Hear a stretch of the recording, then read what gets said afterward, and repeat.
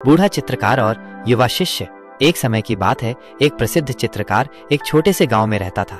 वह अपनी कला के लिए दूर दूर तक जाना जाता था और उसके चित्रों में जीवन और भावनाएं झलकती थीं। उस चित्रकार का एक युवा शिष्य था जिसका नाम अर्जुन था। अर्जुन बहुत प्रतिभाशाली था और अपने गुरु से बहुत कुछ सीखना चाहता था, लेकिन उसमें एक बड़ी कमी थी।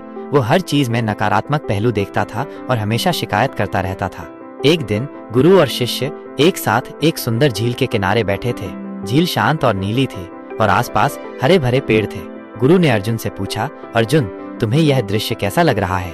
अर्जुन ने कहा, गुरुजी, दृश्य तो सुंदर है, लेकिन देखिए किनारे पर कितनी कीचड़ है और पानी में कुछ पत्ते भी तैर रहे हैं जो इसे गंदा कर रहे हैं। आसमान में बादल भी घिरे हुए हैं, लगता है बारिश होने वाली है। गुरु ने मुस्कुराते हुए कहा, अर्जुन, तुम हर सुंदरता में भी कमी ढूंढ लेते हो। क्या तुम्हें इस झील की शांति नहीं दिखती? क्या तुम्हें पेड़ों की हरियाली और उनका पानी में प्रतिबिंब आकर्षित नहीं करता?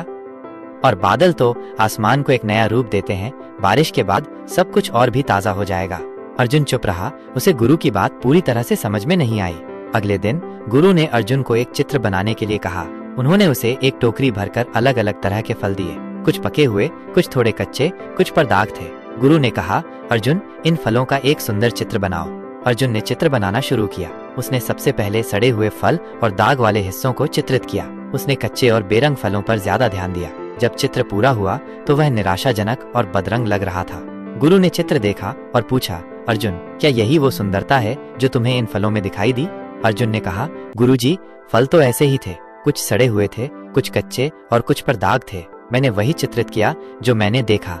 गुरु ने कहा, बेटा, तुमने सिर्फ बाहरी कमियों को देखा। तुमने उन पके हुए और रसीले फलों की चमक को क्यों नहीं देखा? तुमने उन रंगों की विविधता को क्यों नहीं महसूस किया जो इन फलों में मौजूद थे?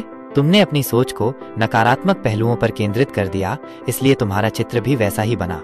फिर गुरु ने अर्जुन को वही फल दिए और कहा, अब फिर से चित्र बनाओ, लेकिन इस बार अपनी सोच बदलो। उन अच्छी चीजों को देखो जो इन फलों में है। अर्जुन ने फिर से चित्र बनाना शुरू किया। इस बार उसने पके हुए फलों की चमक को ध्यान से देखा, उनके जीवंत रंगों को महसूस किया। उसने उन हिस्सों को भी खूबसूरती से चित्रित किया जो थोड़े दागदार थे, यह दिखाते हुए कि वे फल प्राकृतिक हैं और उनमें अपनी एक अलग सुंदरता है। जब यह चित्र पूरा हुआ तो वह पहले वाले से बिल्कुल अलग था। वह रंगीन, जीवंत और आकर्षक लग रहा था। गुरु ने अर्जुन से कहा, देखो अर्जुन, वही फल थे, लेकिन तुम्हारी सोच बदलने से चित्र कितना बदल गया। इसी तरह हमारी जिंदगी भी है। अगर हम हमेशा कमियों और नकारात्मक पहलुओं पर ध्यान देंगे तो हमारी जिंदगी भी निराशाजनक और बदरंग लगेगी। लेकिन अगर हम सुंदरता, संभावनाओं और सकारात्मक पहलुओं को देखेंगे तो हमारी जिंदगी भी सुंदर और जीवंत बन जाएगी। अर्जुन को अपने गुरु की बात गहराई से समझ में आ गई। उस दिन से उसने अपनी सोच को बदलने का प्रयास करना शुरू कर दिया। उसने हर स्थिति में सकारात्मक पहलू देखना सीखा। धीरे धीरे उसका दृष्टिकोण बदला और उसके जीवन में भी बदलाव आने लगे।